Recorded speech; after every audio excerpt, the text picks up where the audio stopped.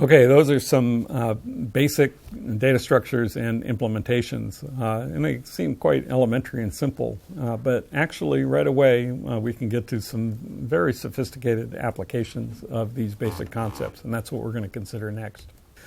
Now, first thing to mention is that often the kinds of data types and data structures that we implement are found in Java libraries, and that's true in many programming environments. So, for example, stacks and queues, you can find those words mentioned in the Java libraries, and there's a Java collection library and the so-called list interface, which is displayed here. So Java has a general API for sequences of items, and it's got things like append at the end, remove from the beginning, and so forth. And it uses a resizing array, so many of the principles that we consider. There's also a linked list interface. So why not just use those? Why use our own implementations? The problem is often in such library code is kind of designed by committee phenomenon that more and more operations get added. And the API becomes too broad or bloated. It's not a good idea to have lots and lots of operations in the same API. And we'll see an example in a second of the problem. The real problem is that when you do that, you can't know much about the performance, or you can't assume much about the performance. And so you can kind of immediately arrive at bad performance, even for simple clients. So our best practice that we recommend is so few of these basic data structures that we use, and they're so simple, is to go ahead and use the implementations that we've just discussed for these fundamental data structures. Maybe later on, after an experienced programmer who knows what he or she is doing could use some of these library collections effectively, but inexperienced programmers often have trouble with this. Here's a war story from student programming assignments not that long ago. So we have an assignment where you need to generate random open sites in a percolation system. We have one student who was paying attention to what we're saying and uses an array and can pick the indices into that array at random, check whether they're open, and repeat. So the array is n by n, there's n squared things, and it takes about n squared time, which is actually linear time for this application. But then we have another student who had some Java before coming to us and considered himself an expert and said, well, I'm going to use linked lists because I can use Java's library and I don't have to worry about downloading your stupid code. And so I'll just use that one and pick an index at random and delete. And that program took quadratic time. And poor Kenny, when trying to run his program for the huge instance that we asked, found that it wasn't finishing. And the reason is that the Java linked list implementation takes linear time to find an item with a given index, not constant time like an array. And that's difficult for Kenny to think about and difficult to derive that information from the implementation, so the program is just too slow. And with the Swiss knife implementation with so many operations, it's hard to know whether or not the particular set of operations that your client needs is efficiently implemented. Our insistence in this course is that students should not use a library until we've implemented it in class. At least that's some indication that you understand the performance characteristics. So now let's look at some applications then of stacks. there's stacks are really actually fundamental underlying computation because they implement recursion, and so you use stacks often every day. When you go use the back button in a web browser, the places you've been are saved on a stack. Right now, we'll look at two examples. One having to do with compiling from a programming language or interpreting into an actual computation, and then the other one is the PostScript language, which is widely used for printing and publishing. So the way that compilers implement functions is using stacks. When there's a function call, the whole local environment is pushed, and then along with the return address, and then the function return is pop the return address in the local environment.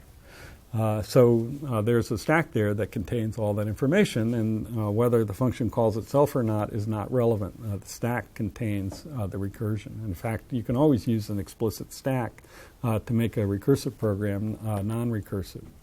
So this is so when we have the GCD function computing the greatest common denominator.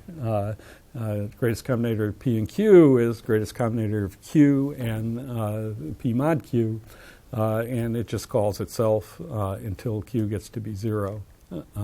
And as this graphic indicates, it just does it by saving the information on a stack. Now, a specific example that really shows this off and also will illustrate the utility of being able to process multiple types of data with the same code is this example is Dijkstra's two-stack algorithm for arithmetic expression evaluation.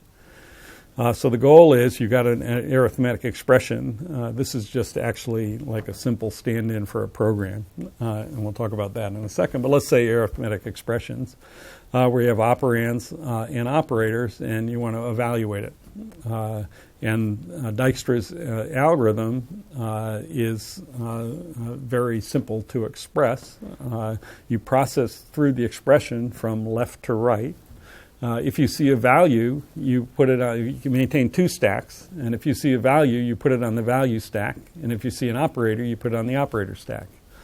Left parentheses you ignore, right parenthesis you pop the operator in two values and push the result. Now that's a lot of words. Let's look at a demo.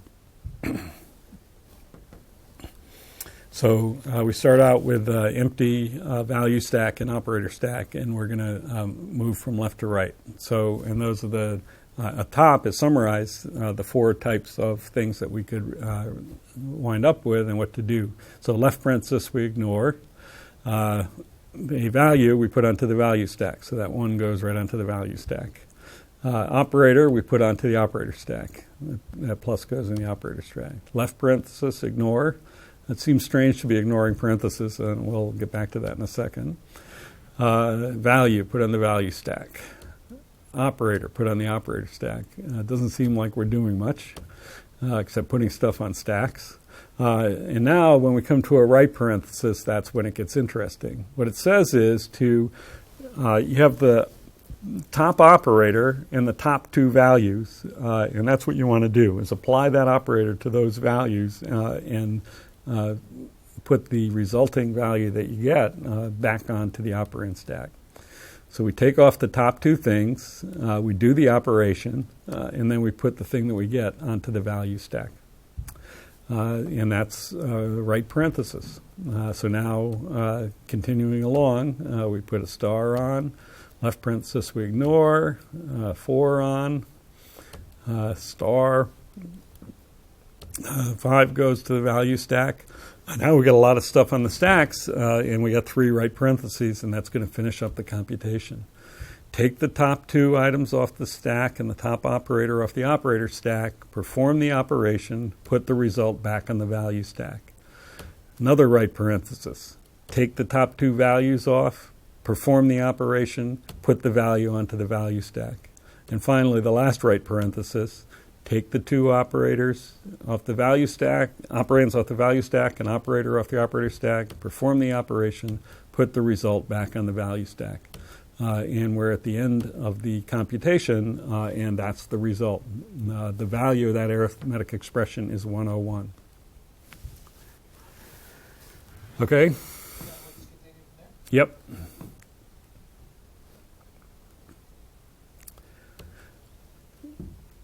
Here's the code that implements Dijkstra's two-stack algorithm.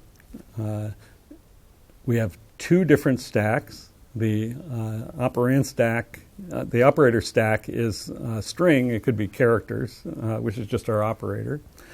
Then our value stack is doubles, so that's the same stack code, but with generics. We're using two different types of data. And then simply perform Dijkstra's algorithm. If we have a left parenthesis, read a new string. If we have a left parenthesis, do nothing. If we have plus or times, push it. If we have a right parenthesis, then go ahead and pop the operator. And if it's plus, add the result of the two values at the top of the value stack. And if it's a star, multiply the two values at the top of the stack and then push the result. So, and then when you're done, then simply print out the value on the stack. And that's a fine and elegant implementation using stacks for any arithmetic expression. And it's easy to extend that to handle other types of things. So why does this work?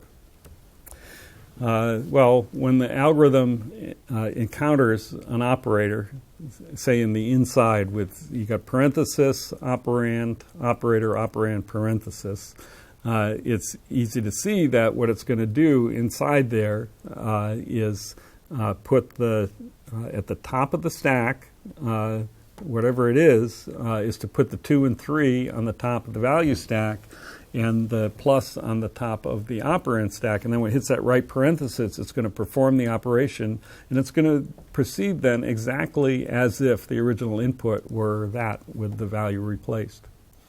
So just going from the inside out for every operation enclosed within parentheses like that, it's just repeat the argument. It's exactly as if the original expression were 1 plus 5 times 20, and then again replacing that 1 plus 100, 101. That's why Dijkstra's algorithm works. Actually, fairly easy to understand why it works. And you can go ahead and extend this algorithm to add functions like logs and sines or other operators, and have precedence among operators, have them associate multiple operations and so forth. And actually that's on the road to developing a compiler or a way to translate a program from a programming language to a computation. So Dijkstra's algorithm that uses stack is one way for entering an understanding of the basis of computation.